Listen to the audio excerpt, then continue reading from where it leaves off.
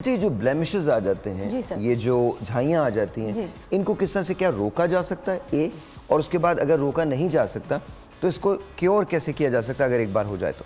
Sir जैसे मैंने आपको बताया, मैदे की ख़राबी या वाइटनिंग एक्स्ट्रा वाइटनिंग क्रीम लगाने से जो ये पिगमेंटेशन आ जाती है, अब इसको रोका, आपने पूछा है रोका कैसे जा सकता है।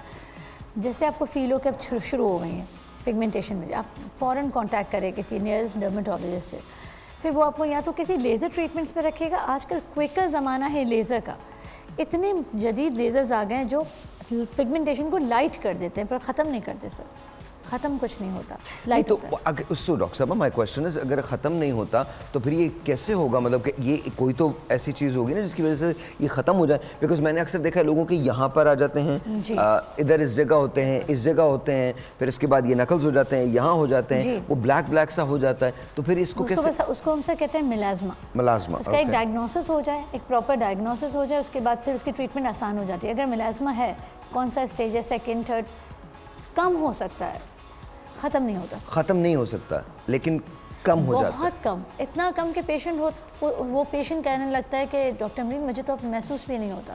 इतने हद तक इतना कम हो जाता है। अच्छा, देसी टोटकों में, देसी हैक्स के अंदर कोई ऐसी चीज़ है जिसको लगाने से बेहतर हो जाता है? बिल्कुल, क्या आप है? बिल्कुल सिंपल सा है, टोमेटो स्लाइस ले लीजिए और उसको लेने के बाद उसको आप डेली बेसिस पे रब करें तो अगेन वही वाली बात कि ख़त्म नहीं होगा बट लाइट हो जाएगा।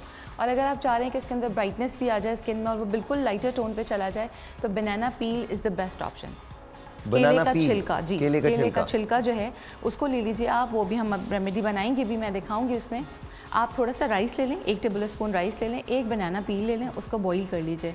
बॉईल करने के बाद जब वो बिल्कुल मैशी सा हो जाए उसको मैश करें और मैश करके वो पेस्ट आप लगाएं तो उससे आप देखें स्किन रेडिएंट भी होगी, ग्लो भी आएगा और जो ब्लेमिशेस हैं वो कम होंगे। और जो आप बता रहे हैं ब्लेमिशेस, जो झाइयाँ हैं, उसका एक रीज़न जो है वो प्रेगनेंसी के बाद भी होता है। ड्यूरिंग प्रेगनेंसी भी ये इशू आ जाता है, तो हमें ये चाहिए कि जो फीमेल्स जो हैं स्पैक कर रही हैं और ड्यूरिंग प्रेगनेंसी अगर ये चीज़ अप्लाई करती रहें तो उनको ये इशू आएगा ही नहीं, ये चीज़ डेवलप नहीं होगी।